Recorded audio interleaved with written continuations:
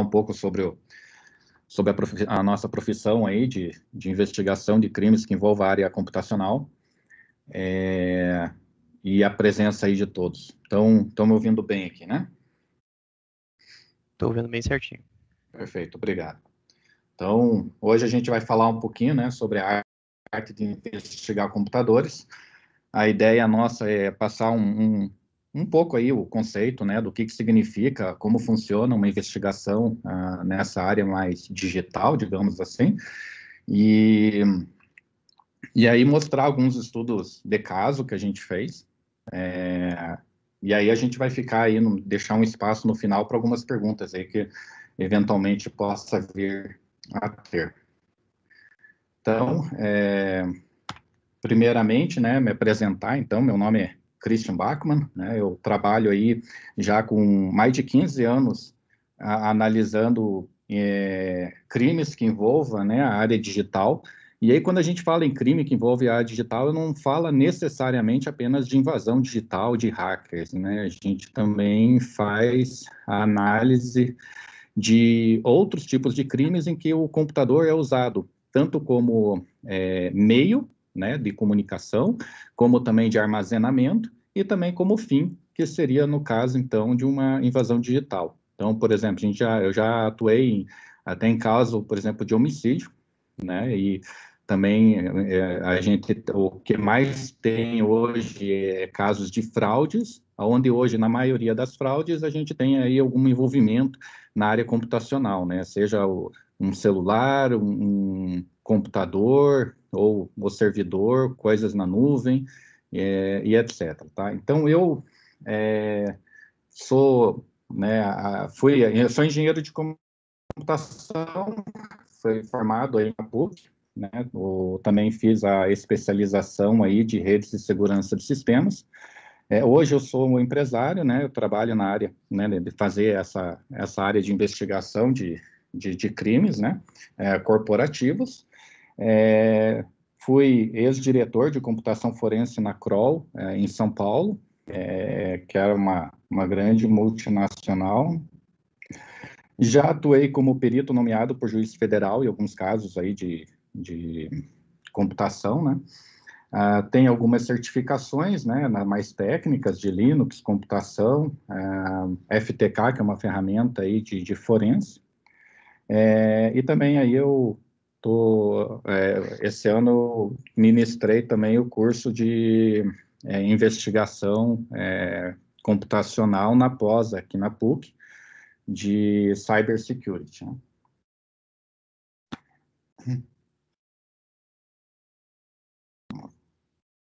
Primeiramente, então... Só um pouquinho. Às vezes o áudio dá uma coisa esquisita, assim, se você tiver alguma coisa que posso fazer para melhorar a internet, mas tá dando para entender. Só para ver se não tem alguma coisa mesmo que não dá para fazer. Tá, realmente aqui, vou dar uma olhada aí, só me avisa, então, se falhar, a gente dá uma olhada ou tenta repetir também. Sim, eu fico de olho aqui. Tá, obrigado. Primeiramente, então, né, a terminologia, né, de investigação muito comum, a gente chamar de forense computacional, que, indo para um pouco a parte teórica, né, análise forense computacional, né, consiste no uso de ferramentas e técnicas para recuperar, preservar e analisar dados armazenados ou transmitindo em formato binário. Ou seja, eu comentei ali, é fazer uma investigação em que a gente tenha dados digitais no meio. Então, pode ser como armazenamento ou um tráfego da forma que for, né? O principal que a gente tem que ver na parte de computação forense são esses 3 princípios, né? Primeiro, que a prova não deve ser alterada, o exame e os resultados devem ser precisos e a análise do resultado deve ser possível de reprodução. Então, aqui a gente vê que tem muitas falhas. Acho que assim, o maior problema que eu tenho, né, no trabalho, quando as empresas chamam a gente para fazer uma investigação, é o fato do pessoal da empresa já ter mexido na evidência, né? Então, vamos analisar, vão analisar, por exemplo, uma fraude, já vão ter olhado o computador da pessoa, mexido, ou foi uma invasão, a pessoa já formatou o computador, ou já tentaram fazer uma análise preliminar para tentar identificar quem foi o invasor. E o fato, a gente até compara muito o forense computacional com MOR, né, com forense de homicídio, por exemplo, que se uma pessoa morre na frente da loja, você tem que deixar ali, né, até a polícia vir fazer lá a coleta das evidências, tirar as fotos e só depois tirar o defunto do lugar.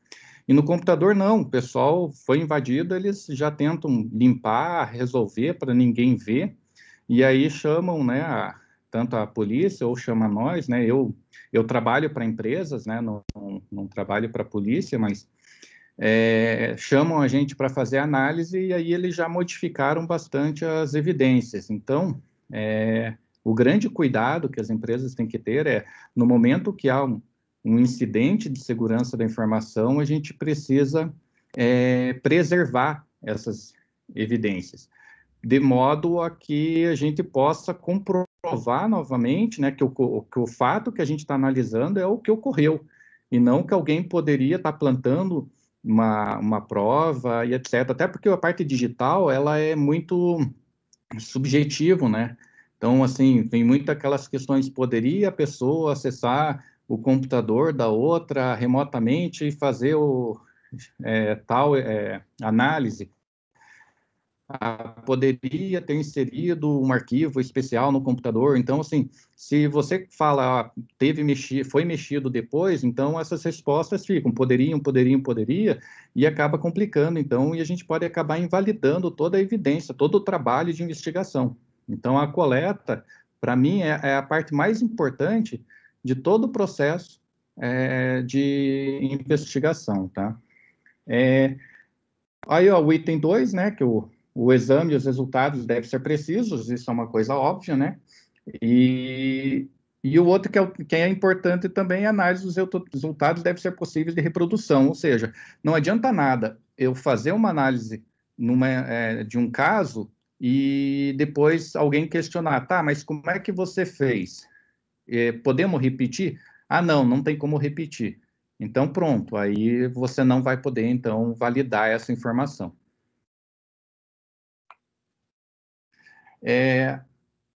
Na tela aí eu coloquei as etapas de investigação, né, que é criada pelo EDRM, mas que é basicamente o que, né? A gente identificar a informação, fazer a preservação e a coleta, que é o que eu comentei, eu acho que é a parte mais importante aí de todo o trabalho, aí fazer o processamento, revisão e análise, aí que seria realmente a parte de investigação, e aí a produção das evidências, que é documentar, então, da onde que você está pegando a evidência, o que significa ela, e depois apresentar. Aqui a gente mostra um pouco a metodologia que a gente utiliza lá na empresa, sobre a investigação forense, né? Então, a gente vai detalhar um pouquinho mais para vocês aí durante a palestra hoje, tá? Primeiramente, então, vem a preparação e estudo do caso, aí depois a coleta e aquisição, processamento, aí a gente faz uma primeira análise, porque é interessante a gente tentar entender perfil do invasor ou do possível, né, criminoso, né, e aí a gente vai construir mais informações do caso, tirar algumas dúvidas com clientes, aí vai depender muito de questões de qual que é o projeto, que cada projeto é uma coisa totalmente diferente da outra. Aí a gente vai para uma análise mais profunda, que conhecendo o perfil, e a gente consegue, então, ir cavocar um pouquinho mais e digamos, ali para aquela área de escovar bit, por exemplo. Aí fazemos também a terceira parte, que é a documentação e apresentação. Vou mostrar um pouquinho aí um exemplo, tá? A primeira etapa de planejamento quando ocorre um incidente, a gente tem que ir lá conversar com o cliente. Então, a gente vai começar a fazer algumas questões.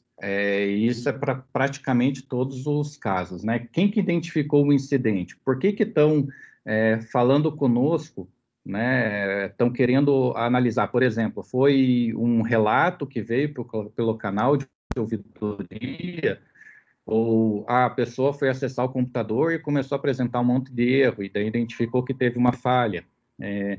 Ou teve um funcionário que percebeu que tinha alguma falha e aí ele está comunicando. Então, assim, o que levou essa pessoa a reportar um incidente? Isso aí a gente usa muito a questão de quando é por relatos, né? Em relatos, por que a pessoa está fazendo o relato? Nem sempre é por uma boa fé. Ele tem, às vezes, um caso que ele está querendo, principalmente questão de fraude ou de, de outros itens que não seja questão de invasão, tá? Aí tem muito caso, assim, que as pessoas criam até para criar confusão, não gosto de fulano, e aí tenta criar um relato contra essa que validar, será que realmente esse relato é verdadeiro? Então, a gente tem que entender o que leva uma pessoa a reportar um incidente. Também a gente vê, né, quem que possui conhecimento do incidente até o momento. Então, a gente está falando de uma fraude, às vezes a empresa ela quer deixar ainda restrito, até porque tem vezes que não é nem real, né? Às vezes é só um indício. Então, como que a gente vai abordar? Então, às vezes a gente vai lá no cliente e a gente não sabe ainda quem que é o culpado, pode ser alguém interno. E então, na hora da gente fazer a abordagem, é bom saber quem que está conhecendo o incidente, porque imagina, a gente está fazendo uma coleta, aparece alguém curioso, começa a fazer pergunta e você começa a responder. Ou até a própria pessoa que está fazendo a coleta. Teve uma vez que eu estava fazendo uma coleta e a pessoa que me entregou o computador, o do servidor, ele ficou conversando comigo e eu respondendo. E ele estava sabendo, né, da coleta e etc., até um pouco do trabalho. E aí eu até segurei, né, não falei muita coisa, assim, a gente foi conversando, porque, claro, ele sabia do incidente, ele sabia que eu estava investigando, e ele até falou, eu apaguei tal arquivo, tem algum problema? Eu, não tem, a gente consegue recuperar e etc. E felizmente, né? Então, ou seja, a gente quando começa a fazer uma coleta, a gente fica na frente do computador, não sai em nenhum momento, né? Então, que negócio de ter almoço, janta, é um pouco complicado e outras vezes eu fico a madrugada inteira também na frente do computador. Depois, na hora da gente fazer a investigação, eu descobri que esse cara estava totalmente envolvido e ele era um dos principais, digamos, personagens da fraude que a gente estava analisando. Então, é por isso que ele estava fazendo essas perguntas, para ver que ele tinha destruído algumas evidências, e aí ele veio perguntar para ver se a gente ia conseguir recuperar ou não, se ele podia ficar tranquilo e etc., né? E aí o fato até de eu ter falado, olha, não, a gente recupera, fica tranquilo, não vai ter problema para você. E, na verdade, para ele já estava começando a ficar nervoso quanto a isso. Então, foi até bom que a gente não sai da frente do computador, porque ele poderia fazer algo errado. Então, é importante, né, também saber na hora que a gente está fazendo a coleta, saber o que a gente fala, o que não fala e como se comportar, né? Como que ocorre a detecção do incidente? Então, isso é importante porque, né, e até pelo próximo item, quais foram as ações tomadas após o incidente? Porque, às vezes, vamos lá, você tem uma invasão que você percebe, por exemplo, no servidor de arquivo, no servidor de domínio, então você vai entrar no login e senha do teu computador e não está funcionando, né? E aí você vai, então, acessar o servidor de domínio. Nisso, você está acessando, você está vendo na evidência, né? Até você poder detectar e falar, espera aí, não é um erro de sistema, foi algo um pouco mais complexo. Então, a gente precisa documentar quais foram as ações tomadas após um incidente para poder documentar, a partir daqui, isso aqui foi contaminado. Teve um caso, por exemplo, que a área de TI, que era a terceira, né, foi chamado para fazer, e aí a empresa mesmo já foi tentar fazer uma análise rápida sobre o incidente e editou né, entrou com o editor, aquele comando VI, né, no Linux, no arquivo /var/log/messages, né?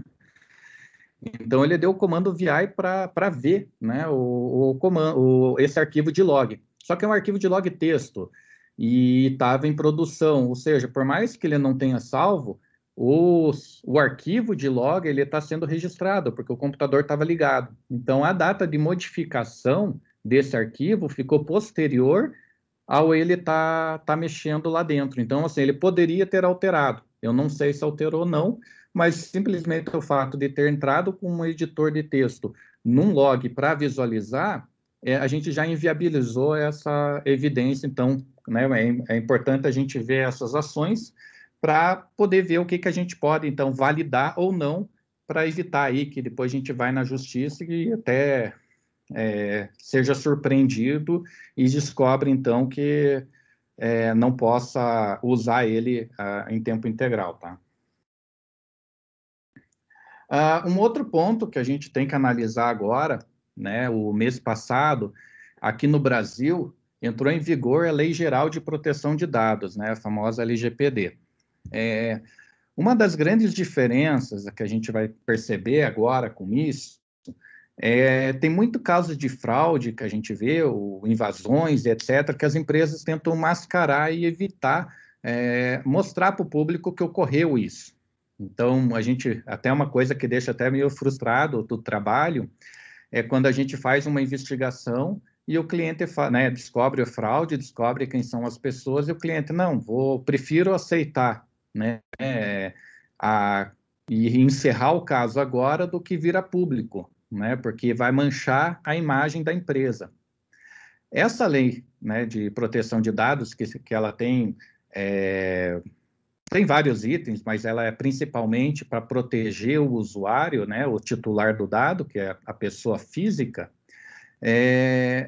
Se você tiver algum incidente que ocorra, seja um vazamento de informação, um acesso indevido, o que for, a empresa ela vai ser obrigada a reportar isso para a Autoridade Nacional de Proteção de Dados, né, a ANPD.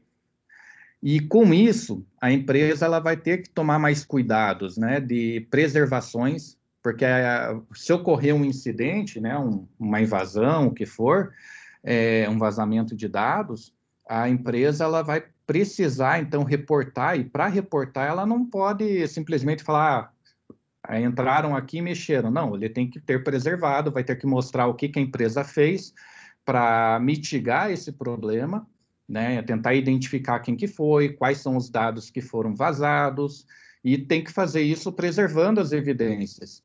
Então, essa lei ela veio até para proteger mais a gente, né, titulares, né, pessoas físicas, e as empresas vão ter que tomar ações mais, digamos, corretas, né, até em questões de preservação da evidência e da própria análise, porque ela vai ter que reportar e mostrar quais as ações que foram tomadas para mitigar, então, o problema, tá?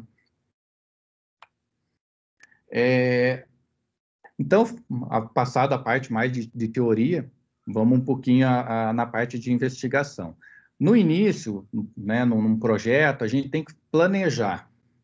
Cada caso realmente é um caso diferente.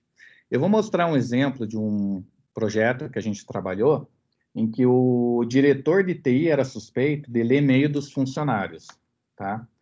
Então, o que aconteceu, né? O relato veio que o diretor ele estava acessando o servidor de e-mail para poder ler todos os e-mails trocados entre os diretores para que ele tivesse essas informações para ter ganho de conhecimento para poder, então, usar isso para crescer dentro da empresa. O problema é que, assim, quem que tem a senha do servidor de e-mail, de administrador, para a gente poder olhar as questões de logs, né, dos registros lá dentro? Era somente ele e um funcionário dele que almoçava com ele todo dia, né?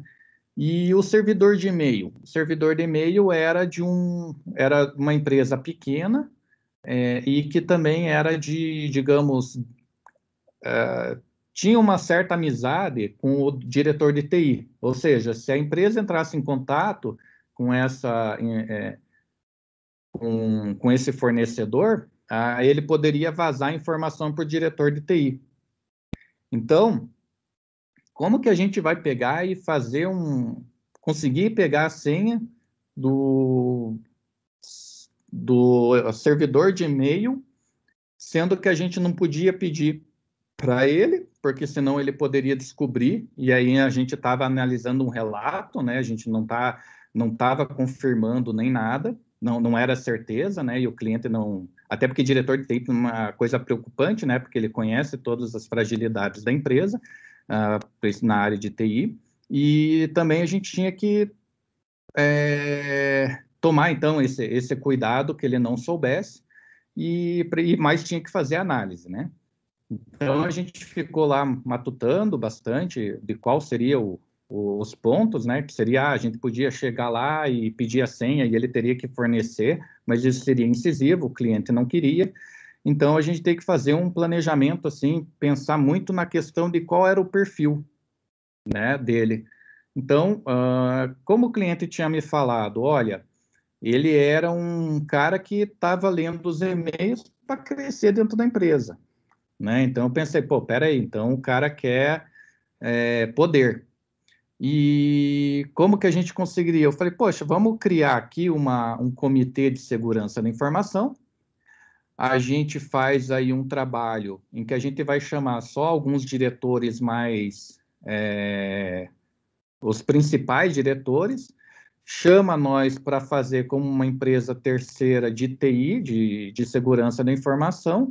Quem nos apresenta seja o presidente da empresa, e aí a gente foi fazer, então, esse comitê de segurança da informação. Nesse comitê, a gente foi apresentado, ele, imagina, tipo, ele participar de um comitê só com a alta diretoria. É o perfil dele, então ele estava super contente nesse sentido, ele estava querendo agradar e mostrar trabalho para o pessoal.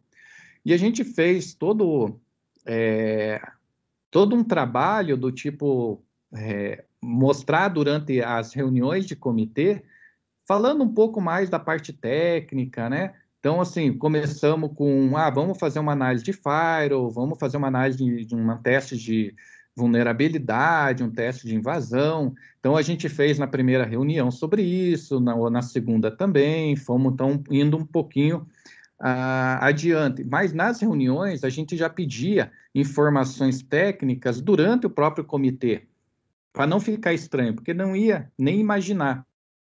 Então, assim, pegava no meio da reunião e falava, me passa aqui agora, então, as configurações do firewall para a gente analisar, em vez de mandar por e-mail depois. Porque se a gente solicita para ele, né, ele poderia alterar, mas durante o comitê ele não pode.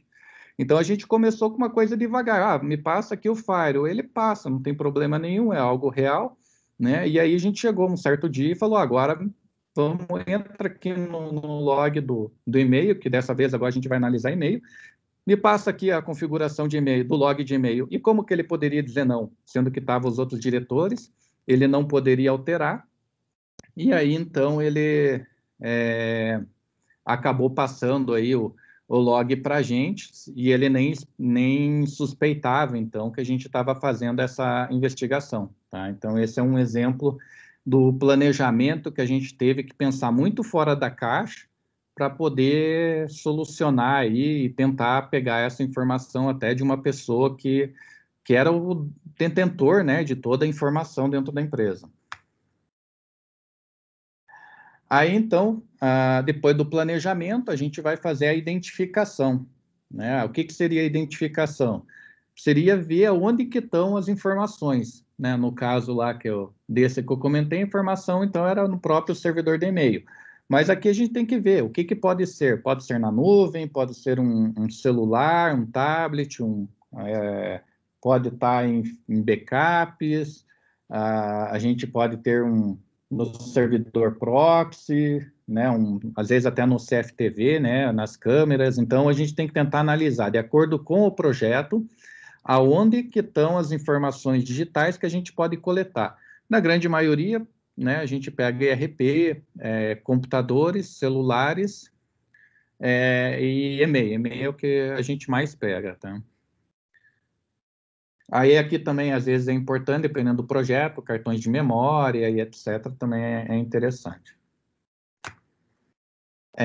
Após a identificação, a gente vai no processo de coleta. Né? O coleta é o quê? É o processo que a gente vai, então, começar a pegar as informações e para fazer, então, a extração, a aquisição dos dados. Né? Então, aqui, por exemplo, a gente vê um ambiente de trabalho, então tem um computador ali embaixo, a gente vai tirar foto do ambiente, né, de como estava, documenta tudo isso para mostrar, então, como estava a informação, a gente às vezes abre ele também para mostrando todas as fotos, acho que eu tenho uma outra foto depois para mostrar. Aqui é um outro ambiente, né, então vê que às vezes a gente encontra um lugar bem bagunçado, e aí tem aqui 2 computadores e mais um celular, em que a gente pode fazer a extração.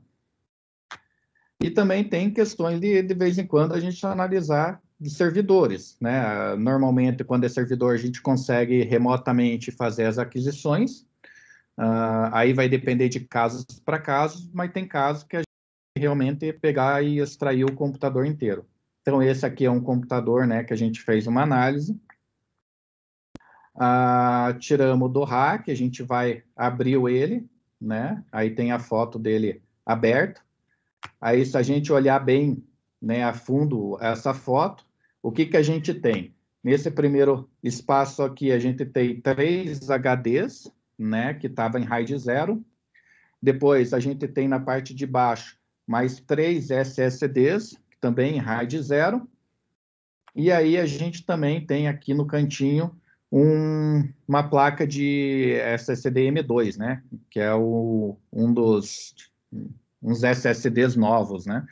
Então, veja que para cada um, quando a gente vai fazer a aquisição, às vezes tem que ter um adaptador para poder fazer puxar a informação. Quando é RAID, a gente, né, às vezes tem que usar o próprio sistema para poder fazer a requisição, mas é importante a gente tentar entender aí como que é o computador e documentar o máximo possível. E às vezes não é só chegar lá e falar, não, é puxar um dos discos. Não, às vezes, porque nem nesse caso aí, a gente está falando aí de pelo menos 3 sistemas diferentes, né? E no caso, a gente está falando de 7 discos, né? Aí, então, feito a coleta, aí a gente vai fazer a aquisição. Então, a aquisição é o processo que a gente tem de você pegar os dados, então, do disco e puxar, então, para um HD externo. Por quê? Porque toda análise, ela é realizada em imagem, tá? A gente nunca faz análise na mídia original, né? Porque se você está mexendo na mídia original, você pode contaminar as evidências, e se você contaminar, você não pode repetir. E aí a gente está fugindo daqueles princípios de computação forense. Então, aqui eu coloquei, né, 3 exemplos de ferramentas, né, de hardware que existem para fazer aquisição. O primeiro é um write block. Esse aqui é um hardware que você espeta de um lado um HD, do outro você conecta numa USB de um computador, e aí você, então, pode fazer a extração, puxar ele e copiar inteiro para outro lugar, de maneira que o hardware não permite você escrever. Então, no momento que você coloca ele, aquele HD vira somente leitura. Você vê que, de vez em quando, você coloca, por exemplo, um pendrive e ele já começa a ler no computador e tenta já, às vezes, executar alguma ação, né? Assim como existe, por exemplo, aqueles vírus de pendrive. Ou, antigamente, a gente colocava, por exemplo, um CD, né, um DVD no disco, ele já lia o DVD e via já, se é filme, ele já ligava automaticamente, ele já iniciava, né? Então, isso é uma maneira de mostrar que, assim, por padrão, o sistema operacional, quando você conecta numa USB um disco, ele vai ler, ele vai mexer. Então, no momento que você conecta automaticamente num sistema padrão, ele vai alterar a evidência. E se estiver alterando, então você está contaminando. Por isso que é interessante o uso do write block. O duplicador, ele é uma ferramenta que a gente coloca de um lado o HD que a gente tem como origem, do outro o destino. Então, origem é a evidência que a gente está coletando, e o destino é o HD externo, por exemplo, que a gente está jogando a informação. E aí você aperta, ele é um próprio computadorzinho, então a gente não precisa de um outro computador. É uma coisa simples, você aperta o botão, ele já copia de um lado para o outro. Então ele faz um trabalho de forma mais automática. E o terceiro é uma ferramenta de coleta de celular e tablet, que esse exemplo aí é do Cellebrite, que eu acredito que seja aí uma das melhores ferramentas hoje de coleta de dispositivos, né, do tipo celular e tablet, tá? Ele existe tanto nesse formato de hardware, como também pode ser feito através do próprio computador. Nessa foto aqui na esquerda é uma coleta que estava fazendo, né? Esse usando o write block, então só para vocês terem uma ideia de como funciona, né? De um lado a gente coloca ali o HD de origem, e aí conecta no computador, e aí do computador você coloca então um HD externo, e a gente então puxa de um lado a informação para o outro. E do lado direito é usando então o Cellebrite no formato em computador, né? E aí você vê ali nessa foto mesmo da direita, dá para ver uma maleta, né, que um monte de cabo. Então, você vê a quantidade de cabos que a gente tem que utilizar aí para poder fazer coleta. Afinal, a gente está falando de quantos tipos de aparelhos diferentes, quantos cabos, né, principalmente aqueles chineses, né, quantos cabos diferentes a gente precisa ter e adaptadores, tá? Aqui é um exemplo, né, de como que é para fazer uma extração, então, do Cellebrite do computador. Então, só para ter uma ideia, né? Então, a gente pode escolher, veja que aqui tem, dá para fazer a coleta de celular, de SIM card, de drone, que é bem interessante, né? E aí, clicando no, no celular que a gente vai fazer a aquisição, ele te dá uma opção, né, de detectar automaticamente, ou você pode escolher qual que é o dispositivo. Então, aqui, né, uma seleção, por exemplo, que a gente escolhe, clica no dispositivo que a gente vai fazer a coleta, e aí, então, você acaba puxando. Normalmente, tá, você precisa da senha para poder acessar, tá? Não, o sistema vivem, eles são protegidos, né, os celulares, então, para você quebrar a senha, é bem complicado, tá? Então, fica aquela guerra entre fabricante e o desenvolvedor. Então, fica sempre naquela de quem consegue antes arrumar. Então, eles fazem uma proteção maior e aí tem ferramentas que vão tentando quebrar. Então, assim, é possível quebrar uma senha de um celular? Né? Aí vai depender muito questões, por exemplo, força bruta, se a pessoa usa uma senha simples, né, pequena, que antigamente a gente lembra que era 4 dígitos, né? Aí hoje a gente já aumentou bastante esse tipo de informação. E aí tem alguns que, né, aquela briga, então, que de vez em quando eles conseguem, de vez em quando não, então, assim, é possível, vai depender da época e das ferramentas, então, às vezes, acaba sendo bem custoso você conseguir quebrar a senha para poder acessar, então, o celular, tá? Uma outra coisa importante de celular que a gente, para fazer aquisição, ele existe basicamente dois tipos, né, de coleta, tem a lógica e a avançada. A lógica seria, assim, somente a informação que está no celular, então, por exemplo, eu apaguei uma foto do celular, a gente não vê essa informação. E tem a avançada, que também é conhecida de física, em que ele vai fazer uma aquisição, então, do celular inteiro. Aí, em muitos casos, então, que a gente faz de avançado, a gente consegue recuperar arquivos apagados, tá? Inclusive mensagens de WhatsApp.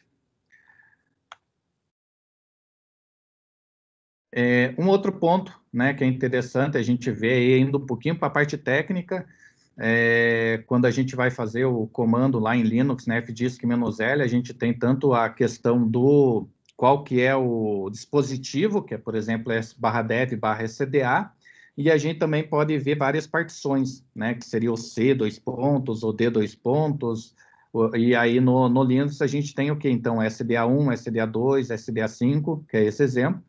Então, quando a gente vai fazer uma coleta, se a gente estiver fazendo do HD inteiro, a gente tem que cuidar para fazer, então, do /dev/sda, tá? Então, são alguns cuidados que no momento que você não usar ferramentas de proteção e você queira fazer isso mais na unha, né? Tipo, realmente entrar lá com uma distribuição Linux de forense, a gente não pode cometer erros, porque cometendo vai contaminar e estragar a evidência. Então, é importante conhecer conhecer como funciona o sistema operacional, dispositivos, para poder fazer uma coleta de forma correta. Hoje a gente tem bastante complicação quando começa a falar de criptografias, que começa a vir, então a gente às vezes tem que ver como que já vai quebrar ele depois, ou a gente pega muito, por exemplo, coleta de empresas. Então, quando tem criptografia, a criptografia a própria empresa tem. Então, ela consegue passar uma senha para a gente poder acessar. Mas é algo que a gente tem que fazer uma análise se a gente vai conseguir abrir depois ou não. Porque quando a gente está fazendo uma coleta, a gente está naquele momento, né? Não vai poder repetir novamente, não deu certo, então amanhã eu volto. Às vezes não é possível, né? Um dos comandos aí, mais por curiosidade mesmo, né? Vou passar rapidão aqui, mas assim, é mais para tirar dúvida de alguns. Então, assim, uma das ferramentas em modo texto, em Linux, que a gente faz para fazer coleta é o DCFL-DD. Ele é praticamente um DD, para quem já conhece. Ele copia, então, toda a imagem de um dispositivo para uma imagem, para um arquivo, tá? Então, a vantagem desse FLDD para um DD é o fato de ele já gerar para mim um hash, que a gente já vai falar sobre, tá?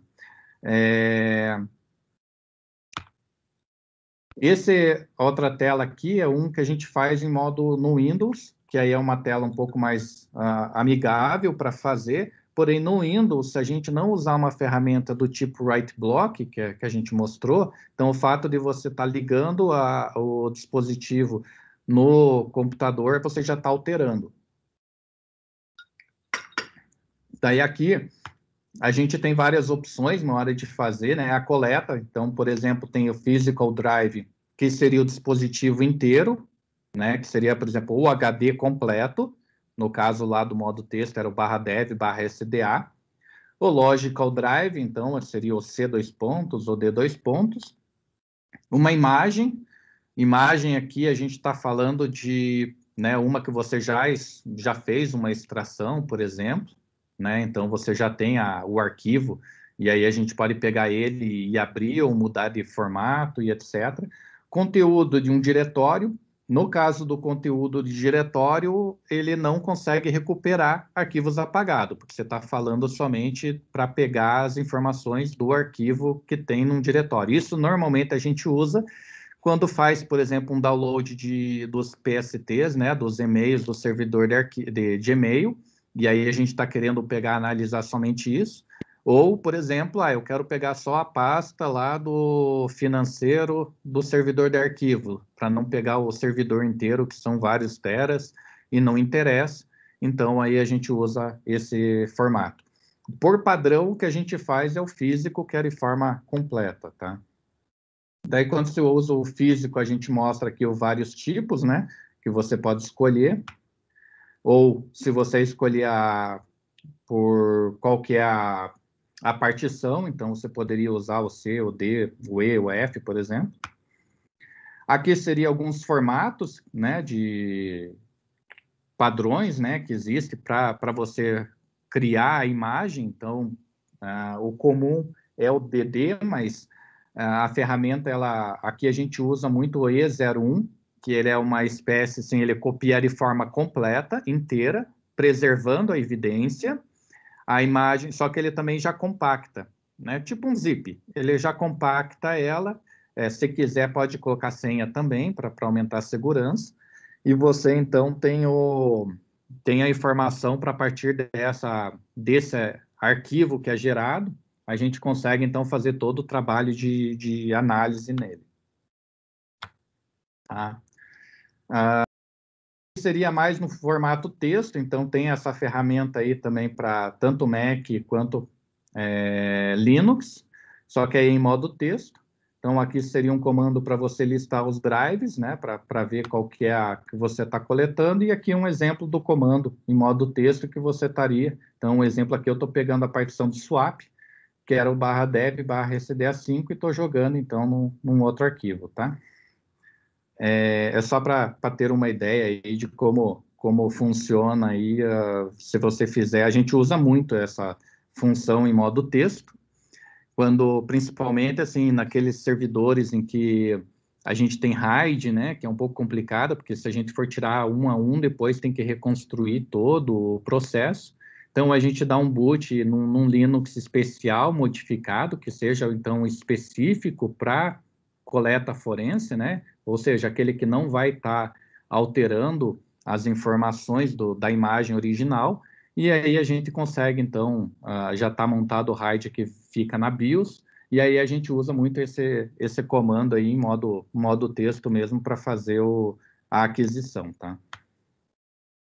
Depois disso, a gente faz a preservação, então pega as informações, coloca né, o original, a gente sempre recomenda que o cliente guarde, nem sempre é possível, mas se for, a gente até, por exemplo, está desligando um colaborador, alguma coisa assim, a gente recomenda, então, que guarde esse disco, coloque num malote, lacre ele, então, para caso venha no futuro ter algum problema. Isso é uma das boas práticas que também a gente recomenda, né, quando alguma pessoa sai da empresa, principalmente cargos maiores, que a empresa tem uma política de guarda desses HDs, né, dos discos, porque nunca se sabe, que a gente vê muito relato de fraudes, por exemplo, que passam apenas depois que a pessoa sai da empresa. Por quê? Porque às vezes quando a pessoa está lá dentro, o outro não quer relatar porque tem medo, né, de descobrir, tem medo de alguma coisa. E aí que quando a pessoa sai, acaba então vindo alguns relatos falando, tal pessoa cometia tal fraude, né? E aí então a empresa é bom ter preservado essas informações. Não custa muito para a empresa, né, trocar o disco. E aí guarda durante um tempo, se não teve nada, aí pode formatar e colocar no próximo. Aí a gente tem que guardar, então, a integridade. Lembra que eu falei do hash, né? Então, na parte aqui de o que seria o hash, né? É um algoritmo que ele vai pegar lá vários caracteres. Então, quando a gente está rodando um hash num arquivo ou num disco, ele vai ler todos os bits do disco, né, da imagem, e ele vai gerar, então, através desse algoritmo, um número, né? Então, que dê X caracteres. Então, o exemplo que a gente tem aí, que são os mais usados, é o MD5 e o SHA-1. O MD5 já não é tão recomendado usar, principalmente sozinho, então a gente usa sempre os dois. Se tiver que escolher um, a gente usa somente o SHA-1, tá? Então, aí tem uns comandos, né, em Linux, como é que faz, e embaixo é o comando no Mac, né? Então, no Linux ali a gente tem o MD5-SUN, né, que a gente pode colocar o nome do arquivo, ele já vai jogar para mim o valor do hash em MD5, ou no Mac é OpenSSL MD5, e aí o nome da imagem, então ele também vai gerar o mesmo valor, então não importa em qual sistema a gente está usando. E no Linux, no Windows tem, né, esse programinha hashcalc, que ele é gratuito também, é freeware, em que a gente também pode colocar, então, o arquivo, ele vai gerar as mesmas informações, tá?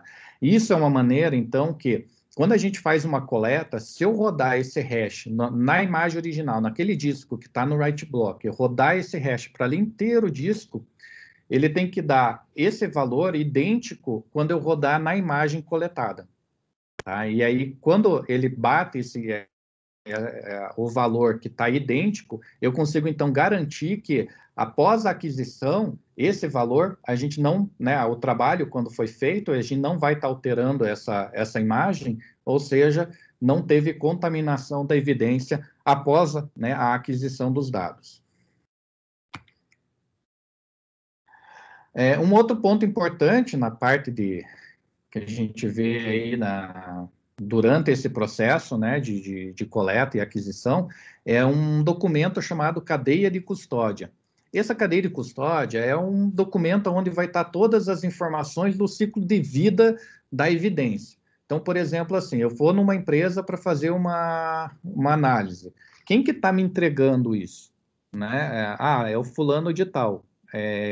O que ele está me entregando? Ele está me entregando um computador, por exemplo, da marca X, número de série Y, o número do patrimônio Z, que tem lá dentro um disco, né, por exemplo, um HD ou um SSD da marca ABC, com o número de séries, né, 1, 2, 3, e do modelo ZKW, né? Então, a gente faz todas as anotações. Então, a gente verifica também se teve sucesso ou não teve sucesso. Por quê? Se você pega um disco rígido, que tem um pouco mais antigo, que tem pad block, né? Que tem alguns setores defeituosos, né? Se você rodar depois o hash no disco defeituoso e na imagem, ele não vai bater. Por quê? Porque vai chegar uma hora em que esse setor defeituoso, ele sempre que passa ali, ele vai alterar o valor. Então, se tiver um bit diferente, ele já está alterando completamente o valor do hash. Então, aqui a gente tem que, né, colocar o hash, então, da imagem coletada, avisar que teve, né, leituras com erro, e aí também aqui a gente vai pegar as assinaturas, né, e colocar os horários, as datas, né, que a gente fez a aquisição, para documentar, e principalmente as assinaturas de quem está enviando, de quem está recebendo a informação, e de preferência colocar uma assinatura de uma testemunha. Aí vamos supor que uma pessoa fez a coleta para a gente e a gente está levando no laboratório. E aí no laboratório tem outra pessoa que está analisando a informação. Então a pessoa tem que falar, a partir de agora não está mais comigo, eu estou passando para outra pessoa essa informação. Então, nessa evidência. Aí a gente tem que colocar a data, hora, fornecido, recebido por, com a assinatura e o motivo, né? E até que no final a gente pode falar, o cliente autorizou a imagem a gente destruir ou simplesmente para devolver para o cliente para ele guardar ou para outra ação, que daí ele pode destruir os dados, né? Então, aqui a gente vai guardar todos os passos realizados durante todo o ciclo de vida, então, da evidência. Uma das ferramentas que a gente gosta bastante de utilizar é o Foremost, tá? Ele é uma ferramenta em Linux, em que ele recupera todos os arquivos de um disco, mesmo que seja de forma corrompida. Por quê? Quando você está usando o computador e você apaga o arquivo, ele não sobrescreve, então ele fica lá, ele só tira uma flag falando, a partir daqui, se tiver depois no futuro você quiser usar, você pode usar, mas aquela informação ele fica lá até ser sobrescrito. Então, essa ferramenta, ele vai rodar em todos os, né, bits do disco e vai procurar, então, as informações de quais arquivos ele existe dentro dessa imagem. Pode ser uma imagem, pode ser um disco, pode ser uma partição, e aí, então, ele vai jogar para nós. A maioria dos arquivos que ele recupera vai aparecer corrompido mesmo. Um ponto que é importante analisar que esse é um que não guarda nome, não guarda estrutura de arquivo, ele simplesmente, o fato todo o início de arquivos, ele tem uma assinaturazinha, né, o metadado dele lá, que fala, por exemplo, todo o JPEG começa com os caracteres X, lá, tal, tal, tal. Então, ele detecta isso, ele sabe, eu estou falando de um JPEG, e ele tenta, então, recriar. Normalmente, isso é interessante, mesmo os corrompidos, porque a gente consegue depois saber do que se trata e, às vezes, pode até remontar esse arquivo de forma completa se a gente pegar outros resquícios e etc. Tá? É um pouco mais complexo, mas às vezes a gente consegue solucionar um caso nesse sentido. O mais importante é assim, que se tiver dado, ele vai conseguir recuperar, mesmo que corrompido. Tá? Então, por isso que a gente gosta bastante dessa ferramenta. Esse outro aqui, um outro exemplo que eu coloquei para vocês verem, é um programa que a gente consegue ver todo o histórico de internet de um computador. Porque, veja, quando você fala em investigação, né, de um computador, a gente não pode ficar abrindo o computador da pessoa, entrar lá no Chrome e clicar em visualizar histórico de internet. Não existe isso, você não pode ligar o computador. A gente está pegando uma imagem, a gente está pegando um arquivo onde vai estar o histórico guardado de forma, não, digamos, não legíveis, né, para nós. Então, a gente tem que usar ferramentas específicas para poder, então, abrir esses arquivos e poder visualizar. Então, esse é um software interessante, porque a gente veja que ele já suporta vários, né, sistemas de web, né, ou navegadores. Você pode pegar tanto do próprio computador ou você seleciona, então pega de um outro, né, da imagem que a gente está coletando, exporta esse arquivo e você pode, então, abrir por ele e visualizar todo o histórico que a pessoa acessou. Eu já resolvi muitos casos, inclusive, né, teve um caso em que a gente conseguiu resolver que não tinha IP, porque da forma que a pessoa usou para navegar, ele deixou um rastro ali e a gente conseguiu pegar a pessoa, tá? Então, o histórico a gente vê muito. É bem importante para a realização dos casos. Tem outro aqui, um outro exemplo que eu coloquei, que é o Skype Log View, então, que é uma ferramenta para ler Skype, tá? Que é a mesma ideia lá do navegador, né? Então, a gente não pode pegar, abrir o Skype e falar, deixa eu ver aqui o histórico. Não, ele fica nesse, né, nesse local que eu coloquei ali, né, no usuários, app data, roaming Skype, e aí lá a gente consegue, então, baixar, pegar os arquivos e abrir num programinha externo para fazer análise. Então, quando a gente faz uma análise forense, a gente tem, dependendo do que a gente quer analisar, a gente tem que ficar procurando programas que resolvam, né, o nosso problema. Eu quero ver cookie, eu vou ter que pegar um programa para tal coisa. Eu quero ver navegador, eu vou ter que pegar um programa para isso. Eu tenho que recuperar arquivo, eu tenho que abrir um programa para isso. E é uma coisa que é chato, custa tempo, né? Então, no começo, eu fazia isso, levava muito tempo para fazer um caso. E aí, então, tem algumas ferramentas para computação forense, para análise, como essa aí que eu coloquei, que é o FTK. Ela tem, digamos, é a junção de todas essas ferramentas, ou da maioria dessas ferramentas, num único lugar.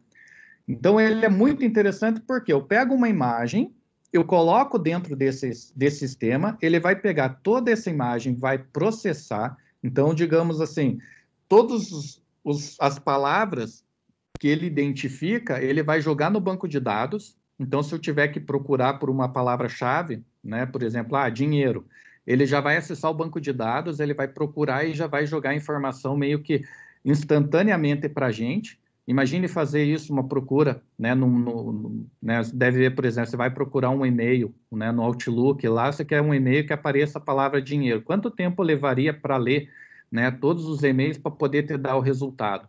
E aqui não, ele já é uma ferramenta que é feita para isso, então ele já coloca tudo em banco de dados, e aí você procura, então ele vai mostrar de forma rápida. E o mais interessante, por exemplo, vamos supor que você tem um arquivo do Word dentro de um zip, dentro de um PST, né? Essa ferramenta já vai pegar esse arquivo, também vai colocar esse conteúdo no banco de dados e quando você procurar, ele já vai achar, porque ele vai pegar esses arquivos do tipo PST, ele vai abrir, aí ele vai achar os anexos, achou um zip, ele vai abrir, aí ele achou o Word, aí ele vai, então, abrir o Word, vai processar ele e vai colocar dentro do sistema. Dentro dele, se ele identifica lá que é uma informação de um navegador de internet, ele mesmo já tem um leitor, já vai mostrar quais são os sites que ele possui. Então, ele simplifica muito o trabalho de um investigador, tá? Esse outro aqui é uma outra ferramenta, é o Physical Analyzer. Isso aqui, então, é uma especial para análise. Esse aqui também é do Cellebrite, né? Da coleta de celular e de tablet. Então, é uma ferramenta que tem a especialidade dela fazer análise em celulares, tá?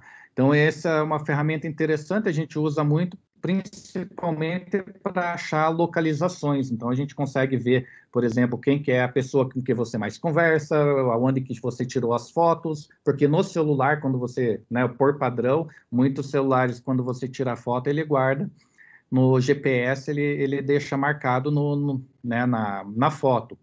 E aí, então, ele consegue identificar e você consegue, então, ver. Então, uma maneira de ver se a pessoa esteve presente, por exemplo, em tal ambiente, em tal cidade, você pode aqui, ele já vê no mapa qual que é as fotos, clica lá até para ver se a foto é dele, se ele que fez a foto ou ele recebeu, né? Porque daí estaria lá dentro da imagem, mas é uma maneira, então, de você fazer uma análise.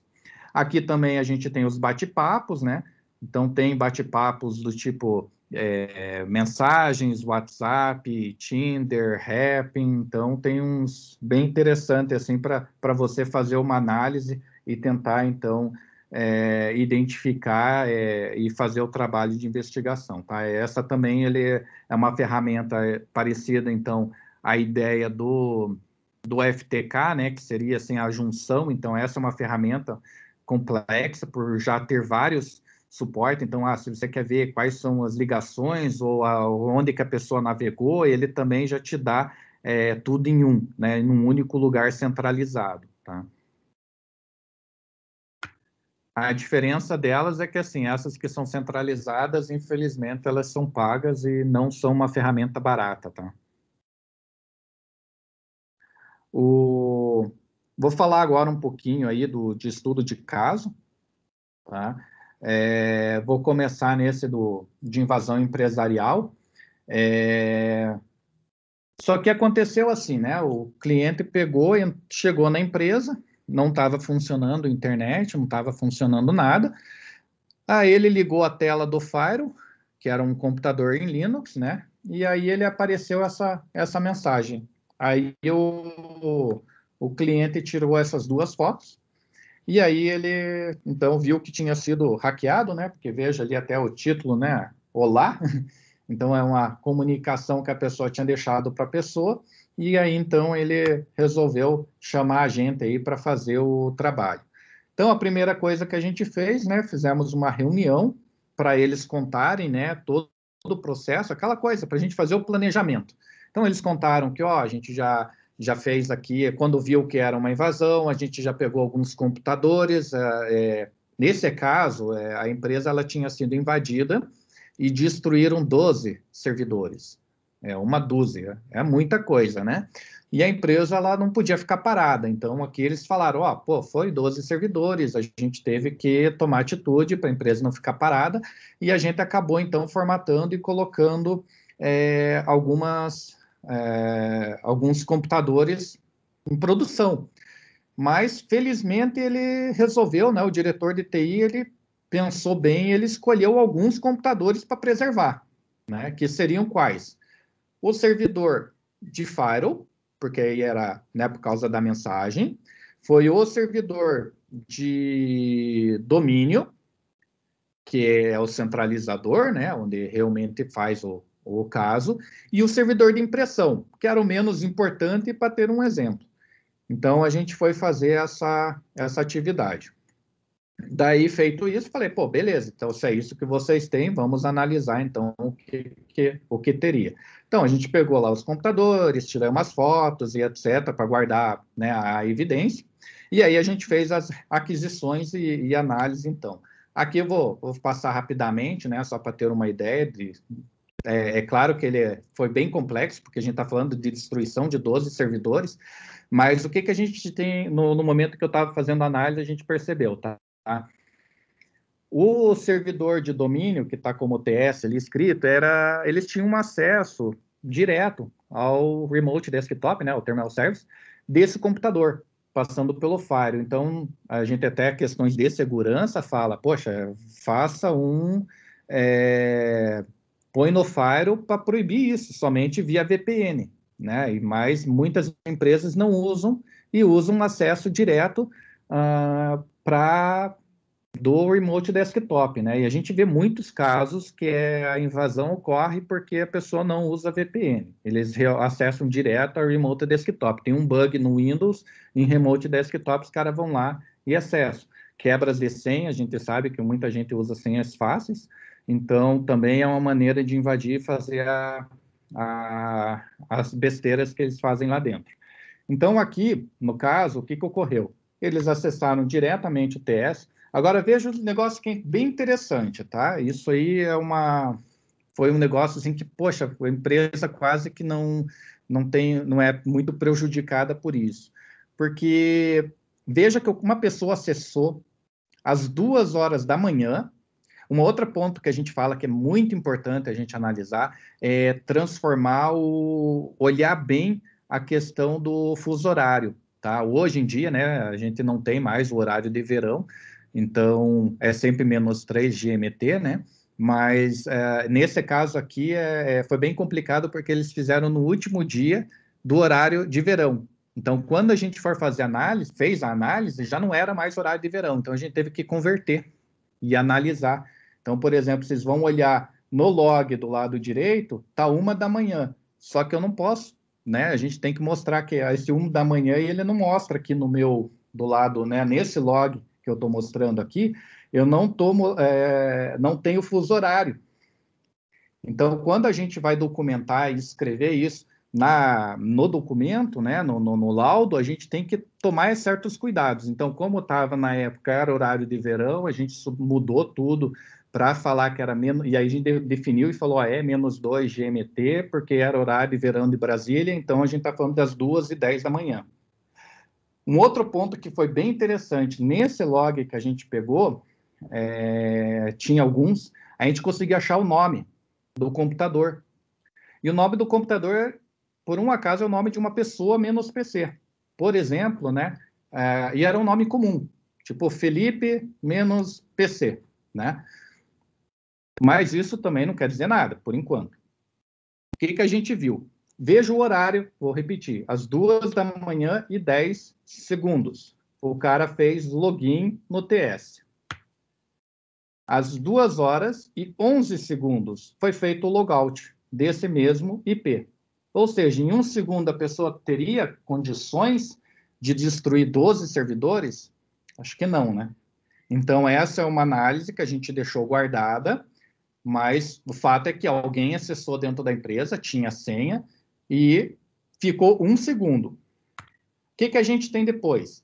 Às 2h30, ou seja, meia hora depois, um outro IP, né? Ele acessou, então, o computador TS como administrador também. E aqui a gente também conseguimos pegar o nome da máquina. E o nome da máquina era um nome e um número, tá? E um nome não era o nome de uma pessoa, tá? Isso também é um ponto importante que a gente vai usar de análise depois. O que aconteceu? Né, teve várias atividades, mas assim, às 2h50, eu cortei um pouco para ficar mais rápido aqui, mas assim, às 2h58 ele acessou o servidor de impressão, que a gente tinha informações do servidor de impressão, né? E lá dentro, e daí assim, às 3h03 ele saiu. Aí como a gente tinha o servidor de impressão, a gente foi analisar lá o que ele fez. Veja que ele ficou pouco tempo, a gente está falando do que 3, 4, 5 minutos dentro do computador para destruir. Como que você destrói um servidor em 5 minutinhos? Analisando o disco, a gente encontramos aqui um programa. O cara tinha feito um script no DOS, né, no Command, que é esse programinha aí, echo off aí, e os comandos cd/windows, del win.ini. Então, ele fez esse scriptzinho para destruir todos os arquivos do computador. Então, aqui está claro em que ele realmente criou, né, isso. Esse arquivo já estava apagado, mas a gente conseguiu recuperar esse script, então. Aí a gente fez para documentar, né? Eu peguei todos os arquivos que tinham lá desse script e fui comparando no disco se existia ou não. Então a gente vê no diretório, por exemplo, do Windows, em que tinha vários arquivos aí que tinha sido apagado mesmo. Alguns não apagam porque está sendo usado, então vocês sabem, né? Quando você está tentando apagar um arquivo que você está sendo usado, o sistema operacional não permite, né? Então, mas os que ele não estava, ele foi apagando. Então, até que ele terminou de apagar e aí ele saiu do sistema, tá? Aí você vê que logo em seguida ele apagou, mandou desligar o servidor de impressão. Aí ele finalizou o servidor de domínio, ele tirou todos os usuários, ele cancelou o servidor de domínio. Ele também acessou vários outros servidores, a gente tem nos logs, né, algumas coisas. Ele fez algumas tentativas de SSH, né, do TS pro Firewall. A gente vê que teve várias tentativas com erro, até que uma hora ele conseguiu acesso, né? E aí, então, quando ele conseguiu acesso, a gente também fez análise no Firewall, identificamos, né, o grub.conf, que é aquela página que é da foto que a gente mostrou. Então, a gente pegou a configuração e você vê, então, que o arquivo group foi modificado e a gente bate com a foto que o cliente tinha nos passado, tá? Depois disso, então, ele fez o logout, tentou destruir mais coisas do próprio servidor de TS, então a gente identificou, né, que ele tentou substituir arquivo protegido, né, que nem mostra o log aqui, e aí então a gente, até que às 4h31, ou seja, foi 2 horas que ele levou, ele conseguiu destruir, então, os 12 servidores, tá? Aí o que a gente fez? A gente fez o laudo, né, referente a isso, e a gente levou, então, lá na delegacia, né, no Ciber, e apresentamos todo o caso, então, até, na época, o delegado. Acho que ele até fez uma palestra aí essa semana, né, o Demetrios, não sei quem estava presente aí, pôde ver. Então, conversei bastante com ele sobre esse caso, e aí ele olhou, né, a questão do nome que a gente tinha identificado do computador, que era um nome e um número. E esse nome era ele olhou e falou, cara, eu conheço esse nome de algum lugar. E aí, quando ele foi ver, era o nome de uma lan house aqui de Curitiba. Aí, a gente foi na lan house e falou para eles, seguinte, vocês têm imagens aí. Então, guarda essas imagens, porque daqui a pouco vai ter uma quebra de sigilo e o IP vai dar aí na lan house. Se não fosse isso, óbvio, a lan house não ia guardar. A gente sabe que quem que guarda log de CFTV, né, de câmera, durante 6 meses? Ninguém, né? Só quando é obrigado.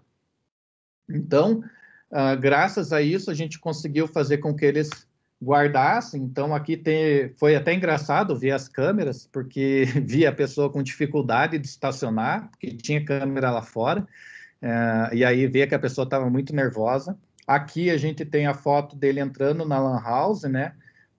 E aí ele conseguiu convencer a pessoa a não colocar o log, né? Não colocar, então, a informação, né, o cadastro, né? E aí, então, ele conseguiu fazer a invasão. Aqui tem a outra foto, eu ampliei aqui, que aparece, então, ele fazendo aí, entrando no SSH lá no Linux para poder fazer a destruição, né? Então, esse foi um dos casos. Eu vou passar rápido esse outro aqui, até por causa do horário, quero deixar um tempinho também para perguntas, tá? Esse também é um caso que eu achei muito interessante, que é um caso de boleto bancário. O que aconteceu, né? Alguns clientes digamos, do meu cliente, tinha recebido alguns e-mails falando, eu estou aqui com, né, eu recebi um e-mail para que eu pagasse outro boleto. Só que o que teve de diferente aqui que eles estavam acreditando? O e-mail que estava sendo enviado para os outros, né, para os clientes dessa empresa, estava com um anexo não só o boleto falsificado, como também a nota fiscal. E a nota fiscal era a nota original, era idêntico. Aí o cliente, então, chamou a gente fez toda a reunião, né, para ver aquela coisa que a gente falou de planejamento e tal, e o que a gente conseguiu de evidência, né? A gente conseguiu a cópia dos e-mails que os clientes receberam, e o cliente também disponibilizou a máquina virtual, que é onde continha o servidor deles para análise, tá? De geração de boleto. Aí, na análise da informação da nota fiscal que a gente fez, a gente viu que realmente as notas fiscais que estavam sendo enviadas para o cliente era original mesmo, né? Era o mesmo arquivo. Então, alguém tinha acesso a essas informações. E o boleto fraudulento, assim, o banco era diferente, a linha digitável, né? Aquela onde você, claro, a gente está falando de outro banco, já é diferente, mas aqui o cara está querendo, então, passar para a conta dele, então a linha digitável era diferente. O vencimento era igual, o valor era igual e o pagador, né, o próprio cliente, era igual. Todas as informações, ou seja, a pessoa que estava cometendo a fraude, ela tinha informações privilegiadas, né? O que a gente fez aqui? Para entender, então, o caso. A nota fiscal original possui acesso ao boleto original e a nota, e aí também possui informações do cliente, contato, né? Então, aí, o que a gente fez? A gente foi tentar ver questões dos logs, por exemplo, e a gente identificou aqui, né, um log no servidor de web da aplicação de geração de boleto. Analisando esses logs, a gente fez o quê? Fizemos, então, a reconstrução do ataque. Como que a pessoa conseguiria, né? Nesse caso, o que a gente descobriu? Que a forma utilizada foi usando o famoso Google Hacking. É uma maneira, então, que você usa o próprio Google para conseguir hackear uma empresa. Então, esse é um exemplo do que foi feito, achado no sistema, e usando o Google Hack, a gente teve acesso a todas as notas fiscais do cliente e também os boletos, tá? Com isso, a gente tinha, então, a explicação de como a pessoa tinha conseguido essa informação. O servidor banco de dados, a gente conseguimos fazer um teste de vulnerabilidade no servidor, a gente conseguiu quebrar a senha do administrador, também do cliente, e aí lá no servidor do banco de dados, né, do cliente, a gente conseguiu, então, o nome de todos os clientes da empresa. E nisso a gente, então, conseguiu reconstruir todo o caso para mostrar como foi feita a fraude. Aí a gente pegou os e-mails originais, né, que você vê lá que estava um boleto, por exemplo, a gente viu o cabeçalho que fica escondido, que não é visível, né, facilmente, a gente tem que ir num campo lá para visualizar o cabeçalho completo, e lá vai ter informações, então, como, por exemplo, o IP. Então, aí a gente identificou o IP, e esse IP, então, a gente pôde fazer a solicitação da quebra de sigilo e etc, tá? O que é importante aqui mostrar? Porque a gente recebe muito essas questões de, um cliente, o cara pagou, quem que vai pagar a conta, já que foi uma fraude? Então, tem casos em que você é hackeado, você cliente é hackeado e você paga né, o boleto de forma errada e você é culpado, então, se você é culpado, né, já disse a resposta. Mas, nesse caso, eu falei para o cliente que o culpado foi o próprio cliente, porque ele que acabou deixando exposto, né, não teve uma segurança da informação. As informações que os clientes receberam eram informações, né, convincentes, né, até do tal da engenharia social, e tinha lá informações privilegiadas que ajudam, então, a pessoa a cair no golpe, né? Então, aqui, digamos, nesse caso, o cliente teve, sim, uma certa culpa, tá? Bem, até a questão do horário, então, eu queria abrir um pouco para vocês, aí, se vocês têm alguma pergunta para fazer, eu estou à disposição, ok?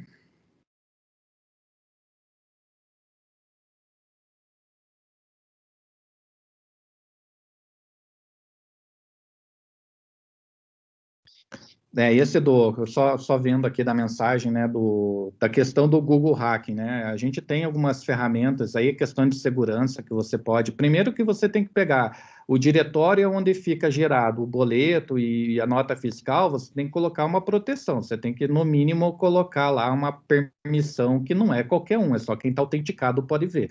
Segundo, o Google, na hora de fazer o bot, né, ele tem uns arquivos de robots.txt, alguma coisa assim, se eu não me engano o nome, em que lá a gente coloca que fala para o Google, ó, por favor, não indexar esses arquivos aqui, né, esses diretórios, aí o Google não faz. Então, assim, quem fez, aí no caso não é meu cliente que teve o problema, né, ele contratou uma empresa e essa empresa que desenvolveu a ferramenta, ela que disponibilizou, o erro era dela, né? Ela que tinha que ter feito essa proteção e etc. Então tem que tomar cuidado, porque o Google é robozinho que está rodando, mas não é só o Google.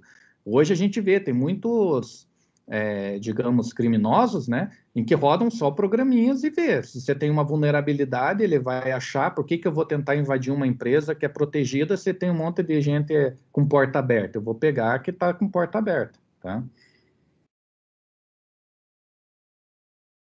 Eu não sei se você está acompanhando o chat aí. As perguntas estão começando a vir lá embaixo. Uhum.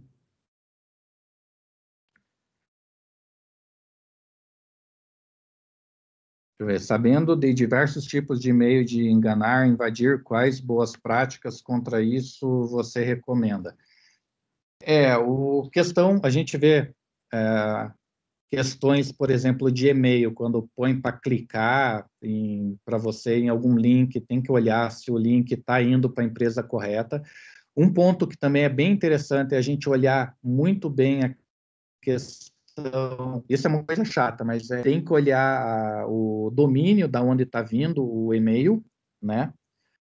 A gente pegou muita fraude em que, por exemplo, tinha uma empresa com alguns caracteres, né, com alguma palavra, e aí eles substituíam no meio da palavra a letra D por B de bola, né? Então, em vez de dado, D de dado era B de bola, ou no lugar de I era J.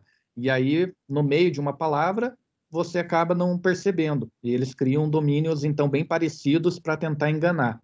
Então, realmente você tem que ficar sempre com o pé atrás, né? Principalmente quando é boa notícia, ou, por exemplo, essa de questões de altere o número da conta, ou para você enviar, né, uma informação, ou se você vai para clicar em algum lugar para você fazer acesso, você tem que tomar bastante cuidado para ver se realmente é aquilo. Principalmente aquele negócio, né? Promoção de cartão de crédito. Aí você vai lá, clica. Se você vê o cartão de crédito tá fazendo uma promoção, entra no Google, digita o nome entra no site dele, descreva o site, vai ter um link lá falando, vai ter uma maneira de você acessar essa promoção, tá? Não sei se eu devo ter perdido algumas perguntas, eu não sei se quer falar alguma, mas eu vou dando uma lida aqui, o que tem. A próxima já é logo embaixo da Gabriele. Tá, bibliografia para indicar sobre computação forense. Eu agora aqui de cabeça eu estaria falhando, não lembro agora de algumas. O que eu acho assim que é interessante, o que eu falei, para mim a parte quando eu falo de ensinar investigação de forense, primeira coisa, o mais importante é a parte de coleta, né? Existe uma ISO, a ISO 27037, ela é referente à coleta de dados para a computação forense. A análise, eu entendo assim, que como a gente, que nem eu falei, eu já trabalhei em vários casos diferentes. A gente faz de análise de fraude, que aí eu tenho que fazer mapeamento de processo, olhar o pessoal da parte de compras, financeiro, RH. Então, assim, é aquela experiência que a gente tem de vida.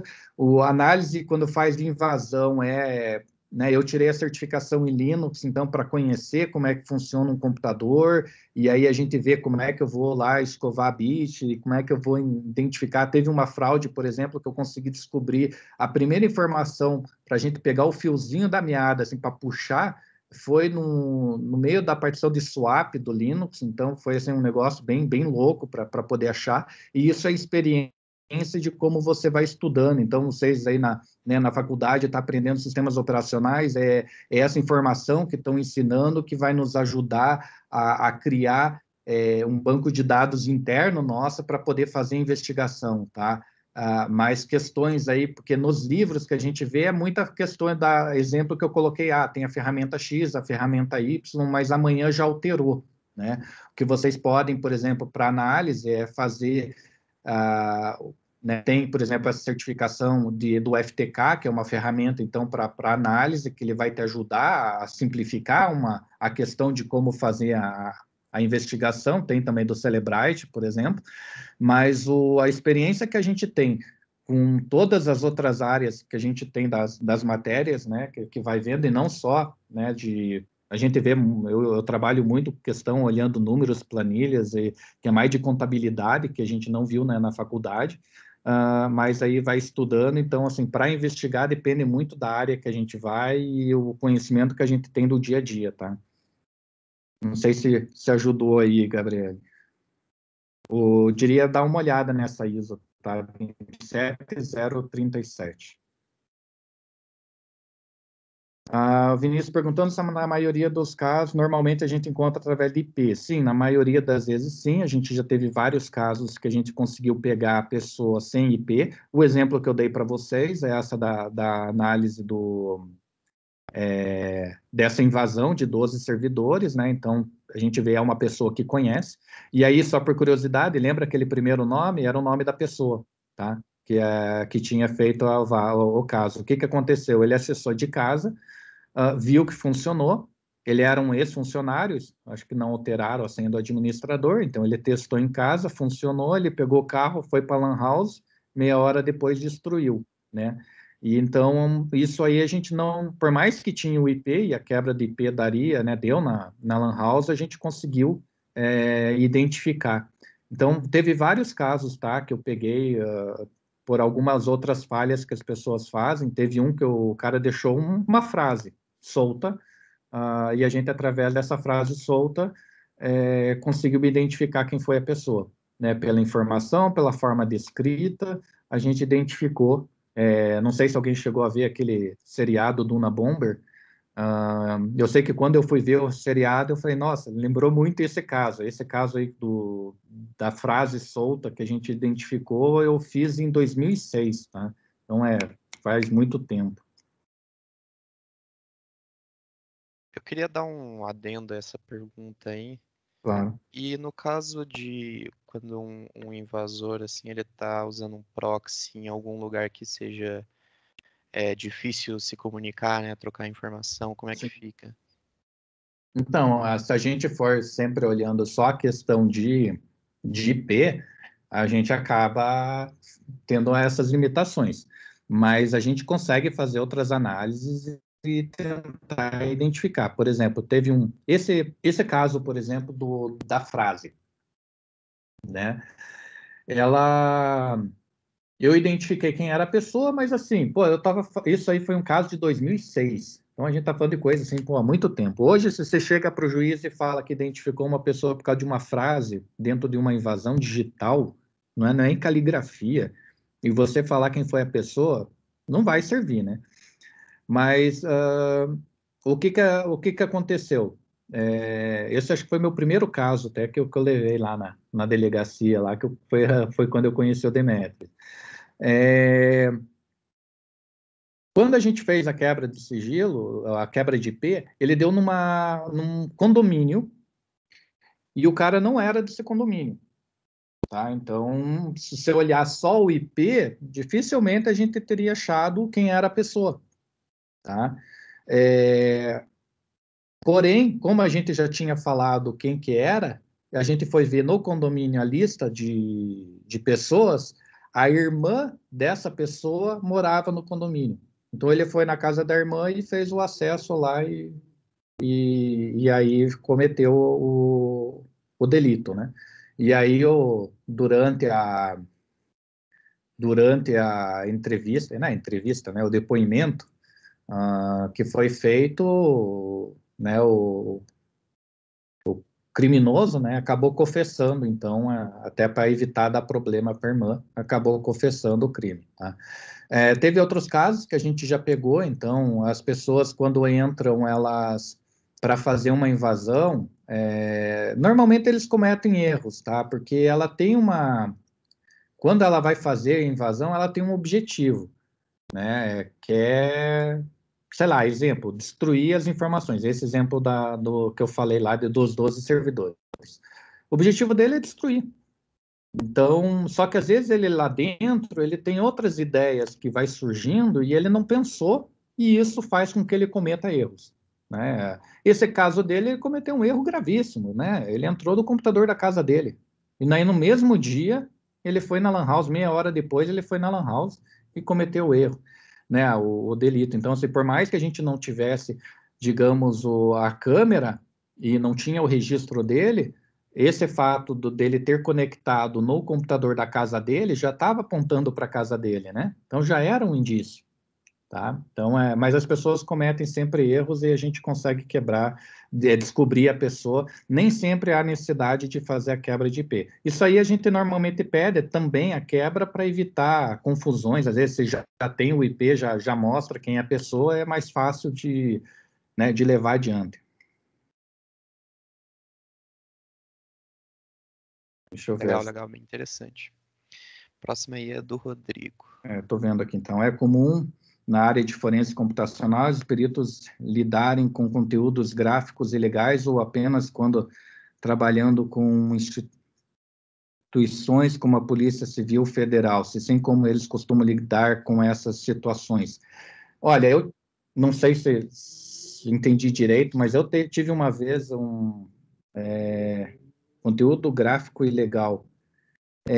Acho que Eu tive seria conteúdo eu pornográfico. tive, então, eu tive um caso que eu estava fazendo uma análise de um computador de Manaus, e era de uma empresa, e a gente descobriu que tinha pedofilia, tá? O que que a gente fez? Na hora, a gente parou, falei com o cliente, montei um relatório específico para mostrar, e aí o cliente usou, então, esse relatório para tratar esse assunto e aí fazer um boletim de ocorrência e mostrar, então, que por mais que o computador era da empresa, ela não é conivente com o problema, e aí a gente usou essa informação, quando a gente identifica, sim, né, essas coisas ilegais, a gente é obrigado a tomar uma atitude. Então, o cliente foi alertado e a gente fez o boletim de ocorrência, tá? Felizmente, não é tão comum esse tipo da gente encontrar, né, pedofilia nos computadores das empresas, tá? Mas tem casos, sim. A gente também já encontrou, teve um que a gente resolveu que por incrível que pareça, as pessoas guardam muita pornografia delas e com amantes dentro dos computadores da empresa.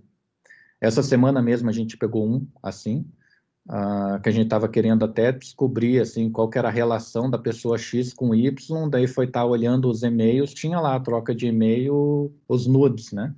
Então, também a gente olha esse tipo de coisa e responde bastante perguntas sobre isso. A gente resolveu uma fraude uma vez com isso também. Agora do Lucas, boa noite, primeiramente, muito obrigado pela palestra. Eu que agradeço aí a participação de vocês. Então, gostaria de perguntar se a compra de aparato hardware para forense é regularizado ou se qualquer pessoa ou empresa pode comprar esse tipo de equipamento. Depende do equipamento, tá? A gente tem, por exemplo, esses write block, ele é tranquilo, a gente consegue comprar. Questões, eu lembro quando a gente foi comprar o Cellebrite, que é uma ferramenta já mais robusta, de coleta de celular, a gente teve que responder algumas questões, mostrar que era empresa para ter liberação, tá? Mas isso junto à empresa, eu não precisei ter nenhum registro, por exemplo, na justiça para poder comprar essa ferramenta, tá? O FTK é uma ferramenta que qualquer um pode comprar também. Acho que o único que eu tive dificuldade, assim, que eu tive que comprovar que a gente trabalhava mesmo com isso, era o Cellebrite. Então, lembrando que, assim, até questões de coleta de celulares, a gente tem algumas versões gratuitas, mas o problema desse celular é que é o seguinte, amanhã está saindo versão nova. Essas ferramentas caras, elas têm atualizações rápidas porque tem gente trabalhando. As gratuitas, elas demoram. Normalmente, as gratuitas, a gente pega somente dados lógicos, né? Lembra que eu falei que tinha o físico, que é o avançado, e o lógico. Então, as ferramentas mais baratas, gratuitas até, ela consegue coletar esses dados lógicos. As caras, a gente consegue a parte física, tá? Mas tem muita coisa que a gente faz. Eu, quando comecei, não tinha dinheiro para comprar essas ferramentas, comecei lá com um Linuxzinho, né, no computador, e usando essas ferramentas. Aí, de vez em quando, eu colocava no Windows para rodar alguns programinhas e tal, ia coletando e fazendo a minha coleçãozinha. E aí, quando tinha um caso, eu usava um programinha ou outro. Aí, o bom é que depois a gente vai melhorando e comprando essas ferramentas. E aí, aí tem que ter tudo quanto é preço, tá? Tem as baratas e até as caras.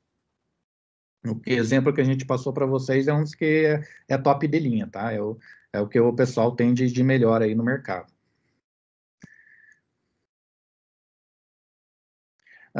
Quando o cliente cai numa técnica de phishing, você diria que ele é parcialmente culpado? Então, é meio complicado a gente dar uma opinião, aí é uma opinião minha, mas assim, eu acho que aí depende, né? De como ocorre. Por exemplo, o caso que eu mostrei para vocês, por mais que o cliente tenha caído no golpe, eu não entendo que o cliente seja culpado, porque ela, ele tinha umas informações privilegiadas, né? Que era a nota fiscal. Ah, e eu digo depende porque, assim, por exemplo, se você está prestando um serviço, você tem que garantir que o teu serviço é de forma protegida, né? Então, hoje a gente tem vários ataques, tipo no Mercado Livre, né? Quando você posta e etc. Então, assim, eu acho que para poder responder, tem que olhar muito caso a caso. Mas na minha opinião, na maioria das vezes, não todas, mas na maioria, sim, eu acredito que a pessoa, se você está acessando o computador, você tem que ter as suas boas práticas. Eu também não posso, se eu cair num golpe, então eu vou ser ressarcido, que se dane, então não vou fazer nada. Eu lembro que teve um caso que a gente viu, que, por exemplo, a pessoa recebia um e-mail e aí tinha dúvida se era vírus ou não, ele abria o e-mail dentro da empresa. Por quê? Porque se tivesse vírus, a empresa ela ia lá e tinha que arrumar, porque se fosse na casa dele, pegasse vírus, ele tinha que pagar, né? Então, assim, depende do tipo da pessoa, né? Ver que se a gente dá aquela de qualquer um faz a festa que quiser, ninguém precisa se preocupar com boas práticas, então você tem que ter um certo culpado, né? Então, claro que varia de caso para caso, mas acho que, não sei se ficou, pelo menos eu passei a ideia aí. O Matheus. Oi, pode falar. A gente, assim, a gente já está passando um pouco do horário, mas Uhum. as próximas palestras, elas começam às 9 horas. Então, você pode aí responder mais algumas perguntas, só Claro. não exceder demais, vai até o critério aí. Tá bom, não, eu vou indo aí, mas eu vou tentar, então, ser um pouquinho mais rápido aí para nas Tranquilo, respostas, mas daí se quiserem um pouco mais detalhe, vocês falem, tá? tranquilo. Ah, tá. É só comentário aqui dos phishing que receberam. Eu tive um phishing uma vez que eu recebi que era de um site de poker. Nossa, era muito bonito o phishing, o site, o e-mail. era idêntico, cara, um negócio muito legal. Só que daí, se você colocasse o mouse em cima, ele mostrava o endereço e aí você via que era um endereço falso. Mas era um site, assim, perfeito, o cara caprichou no design. Então, tem que tomar bastante cuidado nessa coisa de phishing. Valeu, Gabriele. Daí o Fábio, se o hacker estiver dentro de uma rede CIGNet, é mais difícil achar indivíduo. Eu acho que essa aqui é a mesma questão que a gente está falando lá de IP, né? Então, se a gente ficar focado somente nessa, do que a pessoa ficar mascarada, eu acho que, tipo, não é só a gente ter essa informação. A gente, quando faz uma análise, a gente vê soma de coisas, né? Então, por exemplo, essa que eu falei que estava num condomínio, a gente não pegou a pessoa, mas aí analisando o condomínio, como a gente já sabia quem que era, olhamos que era a irmã dele morava lá, a gente conseguiu fazer o link, né? Então, agora, se está por exemplo, se uma pessoa executou dentro de um shopping, a gente pode tentar ver câmeras, então tem um monte de alternativas que a gente pode fazer somas de evidências para poder identificar quem é a pessoa. Mas, novamente, a gente já resolveu vários casos sem quebra de IP, tá?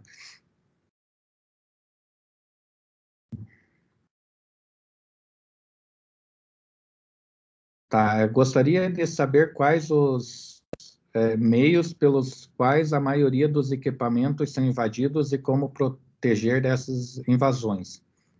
A Kimberly, né? Primeiro, obrigado aí pela mensagem no início. Questões de invasão, aí eu não sei se você fala de empresa ou de desktop, hoje a gente tem bastante ransomware, o que eu diria assim, atualização, tá? Se você está exposto direto à internet, aí você tiver desatualizado, você tem muita chance de ser invadido.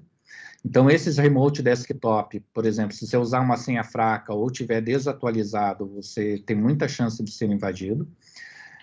Para isso, o que a gente faz? Todos os serviços que você não precisa estar exposto à internet, você tem que usar VPN.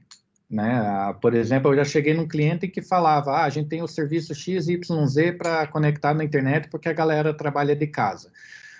Principalmente agora, na época, né, do Covid. Mas aí eu falava, tá, mas quem que tem acesso? É só o departamento de TI. Poxa, se é o departamento de TI, faça favor, cara, no mínimo tem que fazer via VPN, né? Então, se a gente conseguir falar somente um cliente que tem, só um cliente ou um fornecedor que tem acesso a esse serviço. Pô, mas as empresas não têm IP fixo, então por que não coloca no firewall para permitir somente o IP do cliente para poder acessar o teu serviço?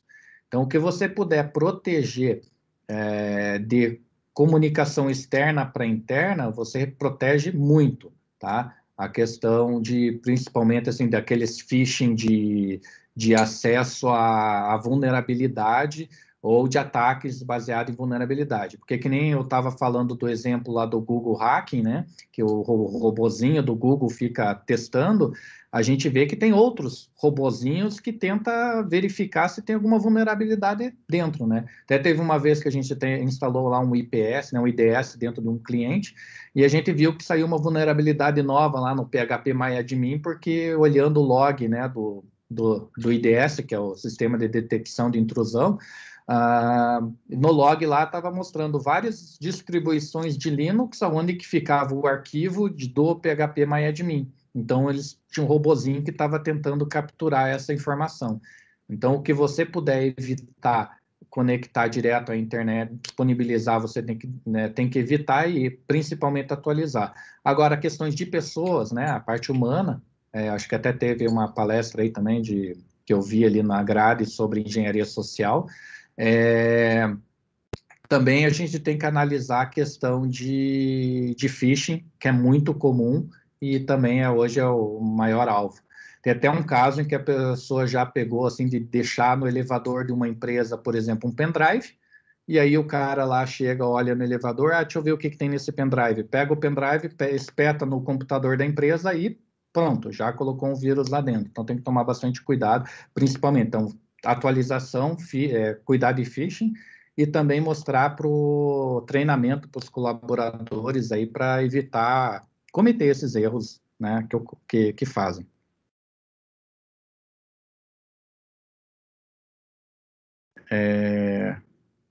Você vê evolução, aplicabilidade de modelos estatísticos, machine learning, por exemplo, no contexto de segurança ou forense? Eu acredito que sim, né? A gente está sempre mudando. Eu acho que o forense é uma coisa que ela é complexa no sentido de que é muito geral, né? Então, o pessoal, assim, eu não faço análise forense de invasão, né? Eu também faço de invasão. Tem todos os outros tipos de casos que a gente faz, que nem eu comentei, eu já trabalhei em casos que era de homicídio e não foi usado, por exemplo, um celular para matar a pessoa, né? Mas aí a gente está usando informações que contém lá dentro, análise de fraudes, vazamento, e tem muitas ferramentas que a gente pode utilizar, né, sim, para resolver problemas e etc., o que vier para o mercado. Uma das coisas que a gente vê, por exemplo, é aqueles OCR com alguns scripts, né, com uma inteligência maior. Então, se a gente está analisando se um computador está com pedofilia, por exemplo, no próprio FTK ele tem um sistema lá que ele começa a fazer o OCR, mas não para identificar a palavra, mas ele identifica, por exemplo, os pixels de cor de pele, de formato, onde aparenta, por exemplo, ter uma pessoa, né, uma nudez ou não. E aí ele classifica isso por pontuações. Então, a gente consegue, através disso, economizar muito tempo. Em vez da gente olhar 50 mil fotos que existem num computador, a gente olhando lá, sei lá, 3 mil, a gente já consegue identificar se tem ou não esse tipo de informação. Então, tem outros também, sistemas que já identificam dinheiro, né, drogas. Então, essas ferramentas que já detecta, eles, né, facilitam bastante e economizam muito o nosso tempo, tá?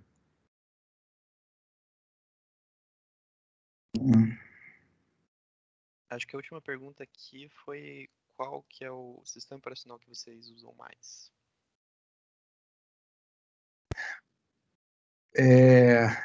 Que eu uso para, assim, que a gente vê mais invadido, de análise. Não, acho que seria de forense, né? O de forense, como a gente usa hoje essas ferramentas mais, digamos, robustas, né?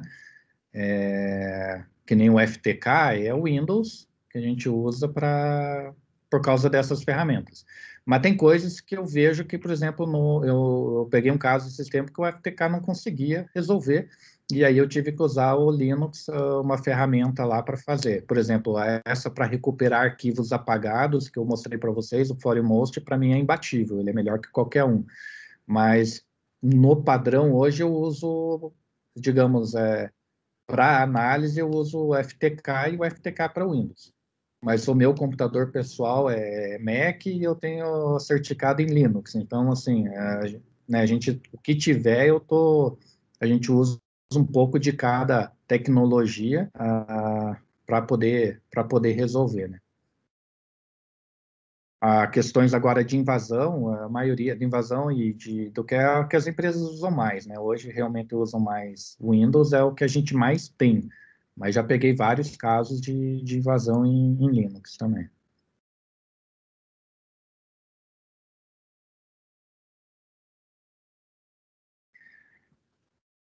Aqui tem uma pergunta, acho que interessante.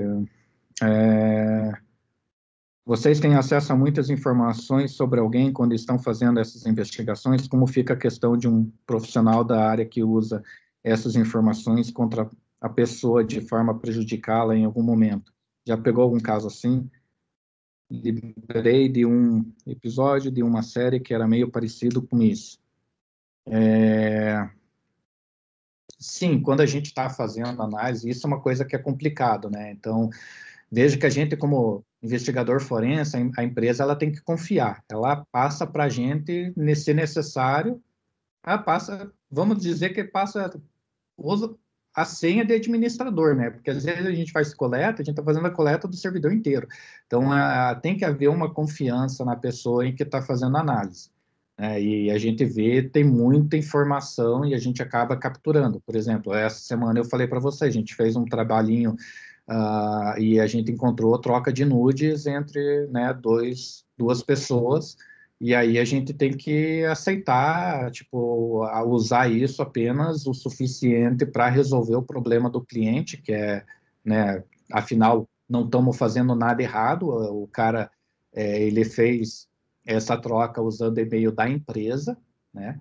Então, a empresa, ele assinou um termo, né, na empresa em que o conteúdo, né, dentro do computador, do e-mail, é da empresa e não dele, se ele cometeu esse erro, digamos assim, mas não é por isso que eu vou lá e publicar ou usar isso contra ela. Aí realmente é questão de ter bastante cuidado da pessoa que a gente está contratando para fazer o trabalho, né? Eu acho que, assim, a gente sabe que existe gente de tudo quanto é tipo, né? Então pode vir alguém, né, com não totalmente honesto e que possa tentar usar isso para ganhar dinheiro extra, né?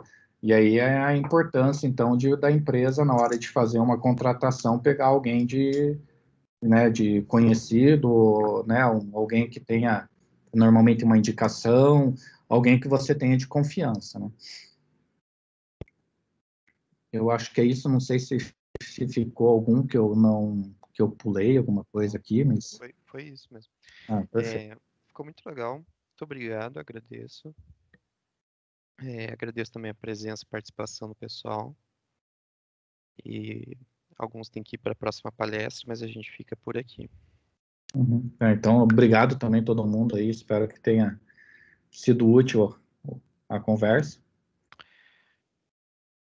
Ok, boa noite. Valeu, obrigado, pessoal. Boa Até noite aí. mais. Valeu, até.